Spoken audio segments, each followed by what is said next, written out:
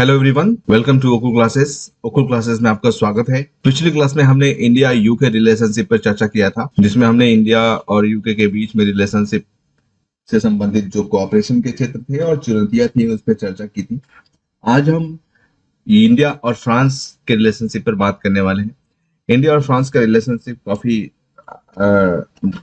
तीव्र गति से आजकल आगे बढ़ रहा है, इसलिए ये महत्वपूर्ण हो जाता है यूपीएससी के पॉइंट ऑफ व्यू से। इंडिया यूएस ब्रिटेन के साथ रिलेशनशिप जो है इंडिया का, इस तरीके से आज आज के जो एरा है, टाइम है, उसमें ग्लोबलाइज हो रहा है, इवॉल्व हो रहा है। तो हम इस पे चर्चा करने वाले हैं इंडिया फ्रांस रिलेशनशिप पे। ये यूरोप का मैप है, जिसमें आप फ्रांस को यहाँ पे देख सकते हैं। तो फ्रांस जो है, फ्रेंच आपने सुना होगा कि प्राचीन नहीं, मॉडर्न जो एज है उसमें फ्रांसीसी कंपनी भी इंडिया में आई हुई थी। फ्रेंच कंपनीज भी आई थी इंडिया में ईस्ट इंडिया कंपनी की तर्ज पे व्यापार करने के लिए। और 1759 में वांडी बादशाह के युद्ध में जो है ब्रिटेन के द्वारा ब्रिटिश ईस्ट इंडिया कंपनी के द्वारा पराजित कर दी जाती है और फ्रांसीसी कंपनी को वापस जाना पड़ता है। डुप्ले का नाम आपने सुना होगा, ठीक है। तो कुछ जो है साउथ में भी, जैसे कि आप जो मद्रास है वहाँ पे, और पौंडीचेरी है, ठीक है। इन जगहों पे फ्रांसीसी कंपनियों ने अपना प्रभाव काफी दिखाया था और इनका आज भी उनके हेरिटेज इंडिया में मिलते हैं। जो फ्रेंच आर्मी थी वो काफी एडवांस आर्मी मानी जाती थी उस टाइम पे, और टीपू सुल्तान जो थे हमारे, उन्होंने उनके साथ जो है संपर्क संबंध भी रखा था कि अपनी आर्मी को एडवांस करने के लिए या फिर उनको ट्रेन करने के लिए टीपू सुल्तान ने हेल्प ली थी फ्रांसीसियों की। ये फ्रांस का लोकेशन है, आप यहाँ पे देख सकते हो, ठीक है। और फ्रांस यूरोप का काफी बड़ा देश है एक तरीके से। ये स्पेन है, ये फ्रांस है। वर्ल्ड हिस्ट्री में आपने पढ़ा होगा कि फ्रांस जो है, ये किस तरीके से फ्रांस की क्रांति हुई थी। 17 1789 में फ्रेंच रिवॉल्यूशन जो हुआ था, वो एक तरीके से माना जाता है कि जो फ्रेंच रिवॉल्यूशन था वही आधुनिक युग की शुरुआत थी। जब जब इस पे जो है भाईचारा, बंधुत्व, समानता, स्वतंत्रता, ये जो मूल्य, उदारवाद, लिबरलिज्म भी यहीं से निकला था, फ्रेंच की रिवॉल्यूशन से ही। फिर 1804 में नेपोलियन बोनापार्ट ने फ्रांस की में फिर से मोनार्की को लेकर के आया था। रिवॉल्यूशन के बाद से नेपोलियन बोनापार्ट ने एक तरीके से साम्राज्यवादी नीति अपनाई थी और पूरे यूरोप में उसने कई जगहों पे युद्ध किया। इवन वो रसिया में मॉस्को तक पहुंच गया था, ठीक है। तो नेपोलियन बोनापार्ट ने एक तरीके से पूरे यूरोप में नेशनलिज्म को फैला दिया और एक नेपोलियन के खिलाफ ही एक नेशनलिज्म ग्रो करने लगी। और पूरा एक तरीके से जर्मनी का यूनिफिकेशन को आप जोड़ के देख सकते हैं नेशनलिज्म के उभार से। और फिर इटली का यूनिफिकेशन हुआ। एक तरीके से फ्रांस का जो रोल रहा है यूरोप में, प्राचीन काल से भी और आधुनिक काल में भी, वो एक तरीके से काफी महत्वपूर्ण रहा है। इसने पूरे यूरोप को ही नहीं, पूरी दुनिया को प्रभावित किया है और बदला है कई मायनों में। और आज भी फ्रांस जो है अपने पुराने गौरव को हासिल करने का प्रयास कर रहा है और जो है इस दृष्टिकोण से वो काफी महत्वपूर्ण यूरोपीय शक्ति के रूप में जो है स्थापित है और उसका बेनिफिट इंडिया ऑफ कोर्स लेना चाहेगा। अगर बात करें हम इंडिया और फ्रांस के रिलेशनशिप के बैकग्राउंड की, तो इंडिया और फ्रांस के बीच में जो संबंध है, वो उनकी जो बैकग्राउंड है वो 1980s तक जाता था। और फ्रांस जो इंडिया का रिलेशनशिप में, जब फ्रांस ने इंडिया के रिलेशनशिप में काफी स्कोप देखना शुरू कर दिया था। फ्रांस ने इंडिया का कूटनीतिक रूप से और इकोनॉमिक जो इमरजेंस के दृष्टिकोण से भी काफी हेल्प करा था। और कुछ ऐसे इंडिया के स्ट्रेटेजिक रिक्वेस्टेड है जिसपे फ्रांस ने अपना मत दिया था। जैसे कि इंडिया का परमानेंट सीट है यूएनएससी में, इंडिया के परमानेंट सीट के लिए फ्रांस ने अपना सपोर्ट दिया था। और जो है फ्रांस ने G8 और G20 के एक्सपेंड करने के लिए भी इंडिया के फेवर में अपना मत दिया था। और इसी तरीके से सिविल न्यूक्लियर कोऑपरेशन पे भी फ्रांस ने इंडिया का हेल्प करा था, इंडिया को प्रमोट किया था, सपोर्ट किया था। तो इस तरीके से फ्रांस जो है इंडिया के लिए काफी महत्वपूर्ण एलाई रहा है। शुरू से ही फ्रांस जो है इंडिया का एक तरीके से साथ देता आ रहा है। तो और आगे की हम देखते हैं और आगे की बात करते हैं। डिफेंस कोऑपरेशन की अगर बात करें, जो कि रक्षा क्षेत्र में आजकल दोनों देशों के बीच में काफी ब्रॉडर लेवल पे सहयोग हो रहा है। जो आपने राफेल डील का नाम सुना होगा, राफेल डील भी फ्रांस के साथ ही करी गई है। तो रक्षा क्षेत्र में भी 1950 में 1950s में जो है रक्षा क्षेत्र में कोऑपरेशन शुरू हुआ था। और जब इंडिया ने ओरेगन एयरक्राफ्ट फ्रांस से प्राप्त किया था, और फिर उसके बाद से मिस्टर्स, जागुआर, एंग्लो फ्रेंच और मिराज 2000, ये जो कुछ नाम है जो इंडिया के मिलिट्री में आज भी है, और इंडिया ने जो है फ्रांस से लिया था। और दोनों कंट्रीज ने जो है 1983 में 1983 में बरून के नाम से एक नॉवल एक्सरसाइज भी शुरू करी थी। ठीक है, तो ये भी काफी महत्वपूर्ण है। और फ्रांस जो है पहला ऐसा देश है जिसने स्ट्रेटेजिक डायलॉग 1998 के न्यूक्लियर टेस्ट के बाद से इंडिया के साथ शुरू किया था। तो इस दृष्टिकोण से फ्रांस एक काफी विश्वसनीय जो है सहयोगी के रूप में भारत में अपनी छवि बनाता है। और फ्रांस ने इंडिया को श्रीहरिकोटा जो लॉन्च साइट है उसको बनाने में हेल्प किया, और इंजन के डेवलपमेंट में और पेलोड्स को लगाने में कैसे हेल्प किया उसने, मतलब पेलोड्स लगाना भी सिखाया फ्रांस ने इंडिया को। पहले हम जो है अपना फ्रेंच के ही एरियन रॉकेट से अपना जो इसरो का उपग्रह होते थे वो छोड़ देते थे मैक्सिमम, मतलब फ्रांस के सहयोग लेते थे। कोल्ड वॉर के बाद फ्रांस ने ये डिसाइड किया कि इंडिया उसका जो है इंडियन ओशन रीजन में फ्रेंड होगा। और इस तरीके से जो है कोल्ड वॉर के बाद फ्रांस और इंडिया दोनों एक दूसरे के नजदीक आए। और फ्रांस पहला देश था P5 कंट्रीज में जिसने इंडिया को एक जो है यूएन सिक्योरिटी काउंसिल में परमानेंट सीट दिलाए जाने के लिए इंडिया का फेवर लिया, इंडिया को सपोर्ट किया। P5 जो यूएनएससी में जो 5 कंट्रीज हैं जिनको माना जाता है कि इनके पास न्यूक्लियर वेपन्स हैं, ठीक है, और ये ताकतवर देशों में आते हैं। ठीक है, तो इन P5 में जो फ्रांस है, इसमें चाइना भी है, अमेरिका, यूएस भी है, रसिया भी है, फ्रांस भी है और ब्रिटेन भी है। तो इन लोग P5 कंट्रीज ने जो है में फ्रांस ने इंडिया को यूएनएससी में परमानेंट सीट के लिए एडवोकेट किया था। France supports India's membership of multilateral export control regimes, NSG और एमसीआर के लिए भी, एमटीसीआर के लिए भी फ्रांस जो है इंडिया को सपोर्ट करता है। एमटीसीआर का इंडिया को सदस्यता मिल चुकी है 2016 में। ठीक है, एमटीसीआर की सदस्यता भारत को मिल चुकी है 2016 में, और इसमें फ्रांस ने भी सपोर्ट किया। तो अब देख रहे हैं यहाँ पे कि पहले फ्रांस जो है इंडिया को कितना, मतलब किन किन मुद्दों पे सपोर्ट किया है। काफी अच्छा एक रिलेशनशिप दिखा रहा है यहाँ पे जो फ्रांस और भारत के बीच में रहा है। बात करते हैं इकोनॉमिक रिलेशनशिप की। तो जो बायलैटरल ट्रेड है दोनों इंडिया और फ्रांस के बीच में, वो पिछले 15 सालों में काफी मतलब तेजी से बढ़ा है। और अभी हाल ही में कम से कम फ्रांस की 1000 जो सब्सिडीज हैं वो बहुत सारे इस इंडिया के सेक्टर्स में काम कर रहे हैं, और उनके जो एम्प्लॉई वर्कफोर्स अलग 3 लाख से ज्यादा जो है लोग इंडिया में काम कर रहे हैं। और India France has also collaborated with India under the smart cities, जो मोदी गवर्नमेंट की स्मार्ट सिटी जो महत्वाकांक्षी परियोजना है जिसमें शहरों को स्टेट ऑफ आर्ट टेक्नोलॉजी के माध्यम से सुविधाएं देने की बात होती है, उसमें भी फ्रांस जो है काफी हेल्प कर रहा है इंडिया का। तो ये इकोनॉमिक रिलेशंस के दृष्टिकोण से हम देख रहे हैं। साइंटिफिक और टेक्नोलॉजी के रिलेशन से अगर बात करें तो साइंटिफिक और टेक्नोलॉजी के रिलेशन में भी काफी कुछ है जो हमको देखना है। इंडिया और France have also built scientific technology cooperation as a key area of their partnership which was given a fresh impetus with the establishment of an Indo-French Commission.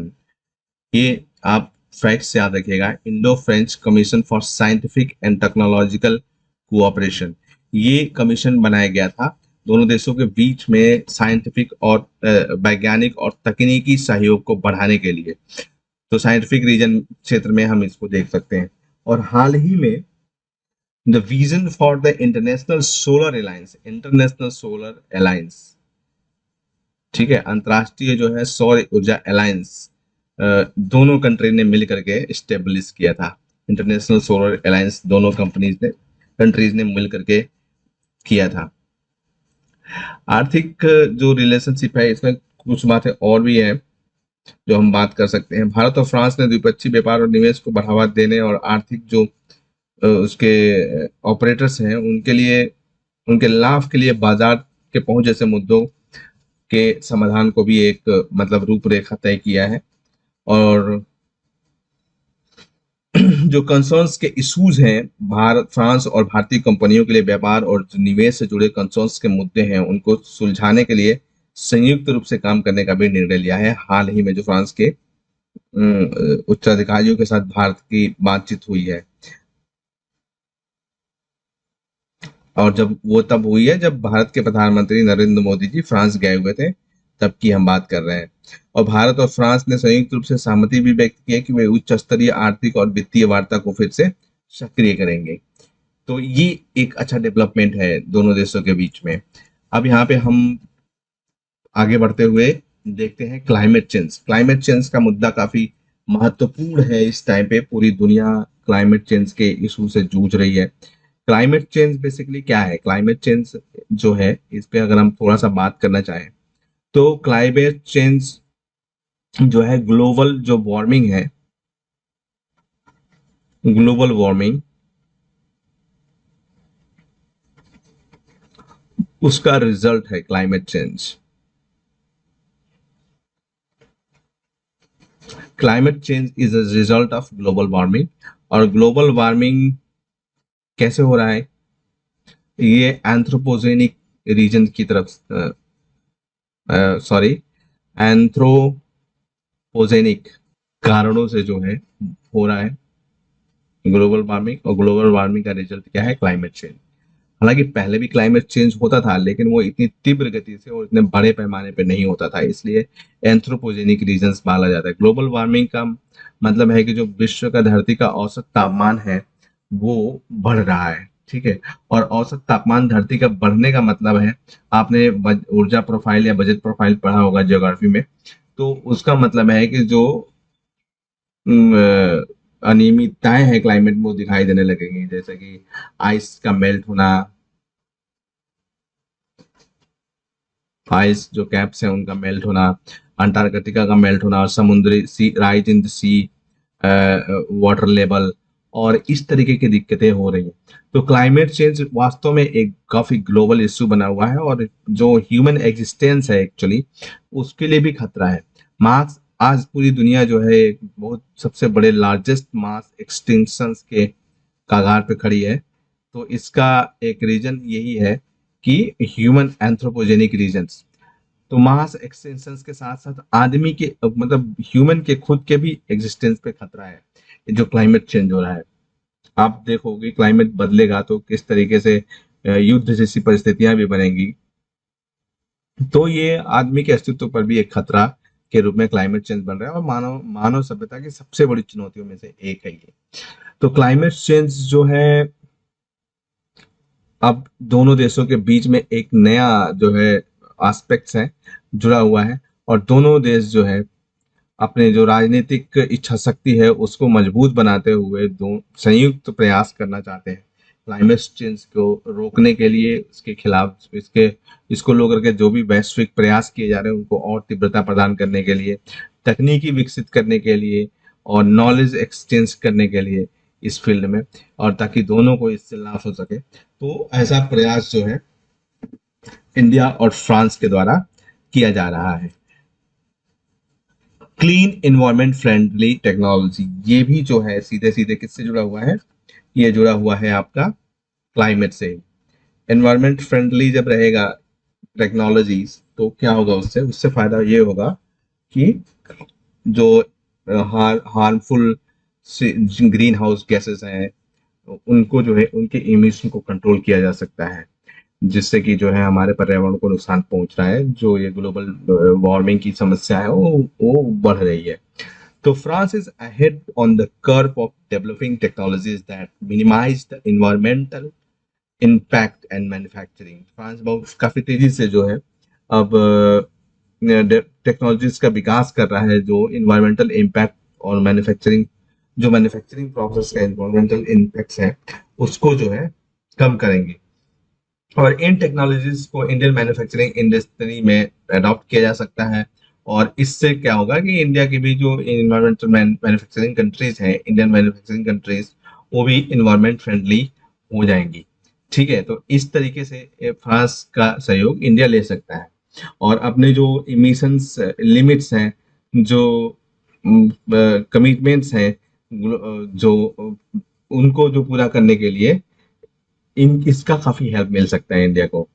और इससे भी ज्यादा जो क्लाइमेट चेंज इंडस्ट्री है, वो अब 1 trillion dollar 2020 तक पहुंचने की संभावना है। और ये फ्रांस और इंडिया के लिए जो है एक अपॉर्चुनिटी पैदा कर रही है। अगर दोनों कंट्रीज इन टेक्नोलॉजीज को बनाते हैं, तो इससे दोनों देशों को व्यापारिक लाभ भी प्राप्त हो सकता है। तो ये काफी महत्वपूर्ण है। और पॉलिटिकल रिलेशनशिप की अगर हम बात करें, तो 1980 में फ्रांस की इच्छा थी कि जो है भारत के साथ संबंधों को अपने जो है और बढ़ाया जाए। और ये जो संबंध है इंडिया और फ्रांस का, जो बायलैटरल द्विपक्षीय रिलेशनशिप है, वो एक तरीके से 1958 में जो स्ट्रेटेजिक पार्टनरशिप बनाई गई थी 1958 में, 1998 में। और ये स्ट्रेटेजिक डायलॉग जो शुरू किया गया था उसके 1 साल बाद से, वहीं से दोनों देशों के बीच में जो बायलैटरल रिलेशनशिप है एक तरीके से शुरू हो सका था। और पीएम मोदी जो है पावर में आए उसके 1 साल के बाद वो फ्रांस गए। ठीक है, और his first visit to the European country, और यूरोपियन कंट्रीज में उनका जो है पहली यात्रा कहाँ की थी, फ्रांस की थी। And he has visited the country twice more since then. और उसके बाद से वो इस देश की यात्रा 2 बार और उन्होंने किया था, फ्रांस की। तो आप सोच सकते हो कि इट मीन्स वो 3 बार फ्रांस जो है भारत के प्रधानमंत्री जा चुके हैं। तो ये काफी महत्वपूर्ण हो जाता है फिर कि यहाँ पे इंडियन फॉरेन पॉलिसी में फ्रांस का स्थान जो है काफी अच्छा है। और उसके बाद से later erstwhile president Francisco Hollande made a state visit to the India between January 26, 24 to 26 in 2016। जो फ्रांस के तत्कालीन राष्ट्रपति थे फ्रांकोइस होलांदे, वो भी इंडिया में आए हुए थे। Sorry. In 2017, a few months after Emmanuel Macron became the new president, 2017 में फ्रांस के राष्ट्रपति बदल गए और फ्रांसिस फ्रांकोइस होलांदे की जगह इमैनुअल मैक्रोन ने ले लिया था, नए प्रधानमंत्री बने थे।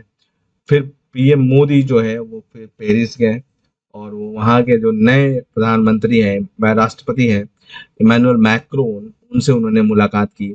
और उनका लक्ष्य था कि जो हमारे बायलैटरल स्ट्रेटेजिक टाइज हैं और उनको जो है बढ़ाया जाए, और टेररिज्म और जो क्लाइमेट चेंज के जैसे महत्वपूर्ण इश्यू हैं उन पर चर्चा किया जाए। तो इसलिए भारत के प्रधानमंत्री श्री नरेंद्र मोदी जी वहां पे गए हुए थे। अब हम कुछ वे फॉरवर्ड्स की बात करेंगे यहाँ पे, जो हमारा ये चैप्टर चल रहा है उसमें।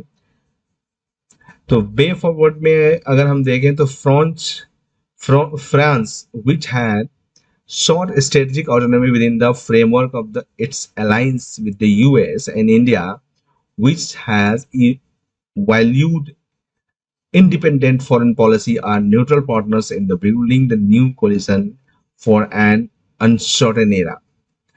जो एक अनिश्चित काल चल रहा है इस टाइम पे पूरे ग्लोबल लेवल पे, ठीक है, उसमें वो इंडिया और यूएस और इंडिया के साथ जो रिलेशनशिप है उस उससे अलग हट करके फ्रांस एक न्यूट्रल पार्टनर के रूप में जो है इंडिया के साथ संबंध बना सकता है। और फ्रांस जो है और भी ज्यादा डीपर इंगेजमेंट के लिए यूरोप में रास्ते खोल सकता है इंडिया के, और वेरियस ग्लोबल इश्यूज पे जो है इसका काफी असर पड़ सकता है। स्पेशली जो है ब्रेग्जिट के बाद जो इस रीजन में अनसर्टेनिटी पैदा हो गई है। ब्रेग्जिट का मतलब ब्रिटेन का यूरोपीय यूनियन से अलग हो जाने के बाद से जो अनसर्टेनिटी यहाँ पे पैदा हुई है, उससे निपटने में भी फ्रांस का काफी बढ़िया रोल है, और इंडिया और फ्रांस के कोऑपरेशन की संभावनाएं भी यहाँ पे काफी ज्यादा बढ़ जाती हैं। फिर the new partnership with the France, Germany and other like minded countries like Japan would hopefully turn out to be far more consequential for India's influence on the global stage. जो फ्रांस के जैसे ही और भी हमारे ही जैसे विचार वाले जो देश हैं, जैसे कि जर्मनी हो गया, फिर जापान हो गया, तो इनके साथ संबंधों की वजह से जो है आज जो वर्तमान वैश्विक परिस्थितियां चल रही हैं उसमें इंडिया जो है इन्फ्लुएंसिव रोल में आ सकता है इन इन इन देशों की मदद के साथ ही।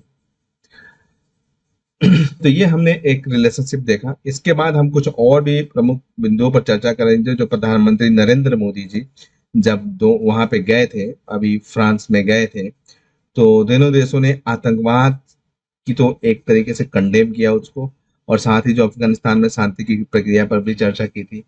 और फ्रांस और भारत और फ्रांस के बीच में जो आतंकवाद पर अंतर्राष्ट्रीय सम्मेलन, राफेल विमान को लेकर के, भारतीय अंतरिक्ष यात्रियों के लिए जो मेडिकल ट्रेनिंग हेल्प को लेकर के, साइबर सिक्योरिटी को लेकर के कई मुद्दों पर जो है सहमति बनाई गई थी।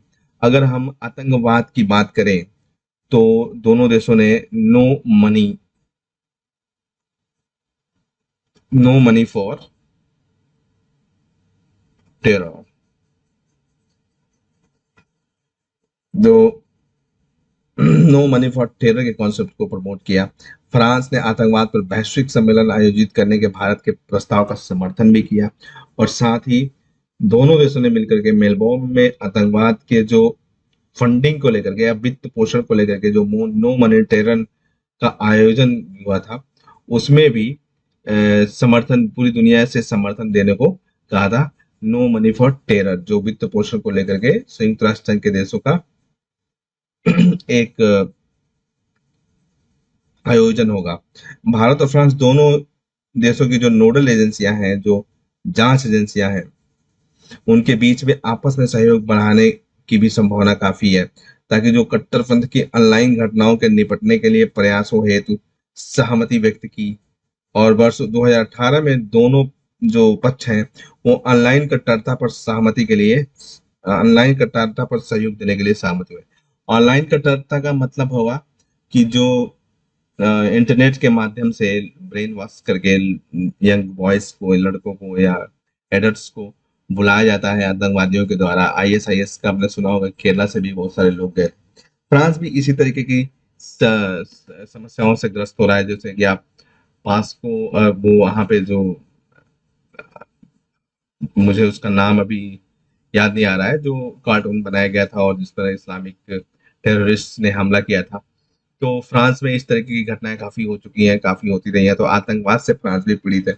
और वो जो यहाँ के लोगों को जो रेडिकलाइजेशन किया जाता है, वो किया जाता है इंटरनेट के माध्यम से, ऑनलाइन माध्यम से। तो इससे निपटने के लिए भी दोनों देशों ने एक तरीके से सहयोग की बात की है। इसी तरीके से जो प्रधानमंत्री मोदी जी के दौरे पर जो है एक Christchurch call to action भी चर्चा में था। क्राइस्ट चर्च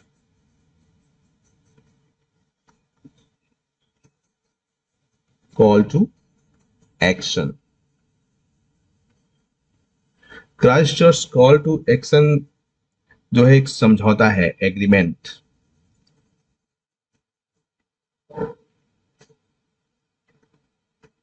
ठीक है। Christchurch call to action एक समझौता है जिसके तहत फ्रांस के राष्ट्रपति इमैनुअल मैक्रोन और न्यूजीलैंड के प्रधानमंत्री जैकिंडा ऑर्डन द्वारा वास्तविक दस्तावेजों पर पेरिस में हस्ताक्षर किया गया था। और इस समझौते का जो उद्देश्य था वो सोशल मीडिया पर जो चरमपंथी और हिंसक कंटेंट्स हैं उनको हटाना है। और इस सम्मेलन में कौन कौन शामिल हुआ था? Britain, France, Canada, Ireland, Senegal, Indonesia, Jordan, यूरोपीय यूनियन के नेताओं के साथ साथ कुछ बड़ी तकनीकी कंपनियां भी शामिल हुई थी जैसे कि ट्विटर, गूगल, माइक्रोसॉफ्ट आदि। तो ये आप याद रखिएगा इसको, Christchurch call to action. ठीक है। और भारत की तरफ से इलेक्ट्रॉनिक्स और सूचना प्रौद्योगिकी मंत्रालय ने भी इसमें भाग लिया था। इलेक्ट्रॉनिक और सूचना प्रौद्योगिकी मंत्रालय ने भी इसमें भाग लिया था भारत की तरफ से। Christchurch call to action agreement. ठीक है। और इसमें जो डॉक्यूमेंट्स थे उसका मुख्य उद्देश्य क्राइस्ट चर्च में जो हमले हुए थे उसके बाद सरकारों और ऑनलाइन जो सर्विस प्रोवाइडर्स हैं उनकी सामूहिक और स्वैच्छिक प्रतिबद्धताओं पर बल देते हुए इंटरनेट पर आतंकवाद और हिंसक चरमपंथी समाज जो कंटेंट है उनको रोकना है। तो ये काफी महत्वपूर्ण एक समझौता है जिसके बारे में हमने यहाँ पे जाना। भारत और फ्रांस ने आतंकवाद के सभी रूपों और अभिव्यक्तियों और सीमा पार के आतंकवाद की जो निंदा की है और दोनों देश वर्ष 2018 में की तरह ही सभी देशों से आतंकवादियों के सुरक्षित ठिकानों उनके जो ढांचे हैं बुनियादी ढांचे उनको खत्म करने, आतंकवादी नेटवर्क और जो वित्त पोषण जो चैनल्स हैं उसको मतलब बाधित करने की सिफारिश भी करते हैं।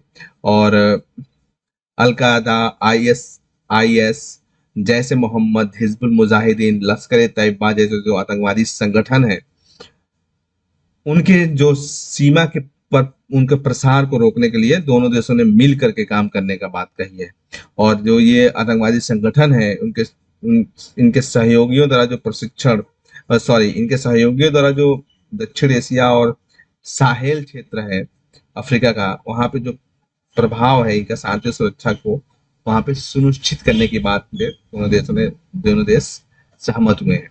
इसी तरीके से कुछ नई भी चीजें रक्षा क्षेत्र में हम जोड़ सकते हैं जैसे कि भारत फ्रांस के बीच में राफेल जो विमान का सौदा हुआ,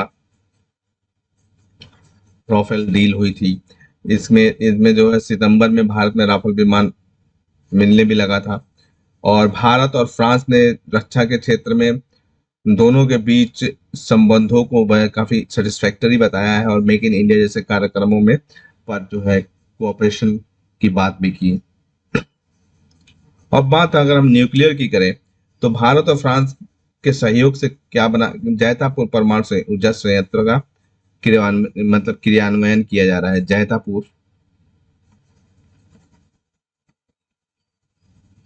जैतापुर में जो परमाणु ऊर्जा संयंत्र है उसका क्रियान्वयन किया जाना है। दोनों देश इस जो संयंत्र है उसकी प्रगति को देख रहे हैं, काफी सेटिस्फाइड है। महाराष्ट्र के जैतापुर में 6 परमाणु रिएक्टरों का जो निर्माण है वो दोनों देशों के बीच वर्ष 2016 में जो इंडस्ट्रियल वे फॉरवर्ड एग्रीमेंट हुआ था उसके तहत हो रहा है। Industrial way forward agreement industrial way forward agreement.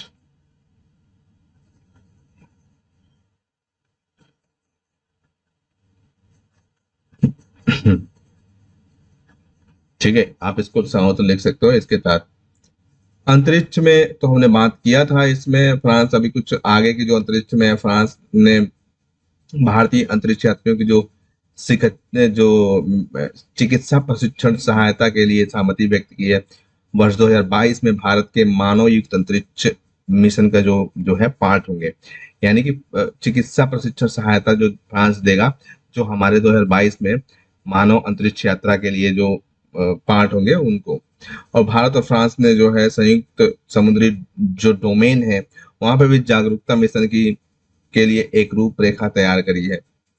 और यही इसी तरीके से अगर साइबर क्षेत्र की बात करें 2018 के साइबर के समझौते में साइबर क्षेत्र का उल्लेख नहीं था, लेकिन इस दौर में दोनों देशों ने साइबर सुरक्षा और डिजिटल प्रौद्योगिकी के रोड मैप पर जो है बायलैटरल कोऑपरेशन को लेकर के विस्तार में बात कही है। और दोनों देश ने जो है विशेष रूप से जो हाई कैपेसिटी वाले कंप्यूटिंग है, आर्टिफिशियल इंटेलिजेंस है, इनमें जो है सहयोग की संभावना पर बल देते हैं। समुद्री समझौता भी है। भारत और फ्रांस के ने विशेष रूप से इंडो पैसिफिक रीजन में नेविगेशन की जो है फ्रीडम को बनाए रखने के लिए एक साझा जो है कमिटमेंट व्यक्त किया है। भारत और फ्रांस द्वारा 2018 में मैक्रोन की यात्रा के दौरान अपनाए गए जो संयुक्त रणनीतिक विजन के बाद हिंद महासागर क्षेत्र में भारत फ्रांस के बीच में सहयोग में काफी ज्यादा वृद्धि हो चुकी है। भारत और फ्रांस ने गुरुग्राम में जो है information fusion centre ocean region IFC-IOR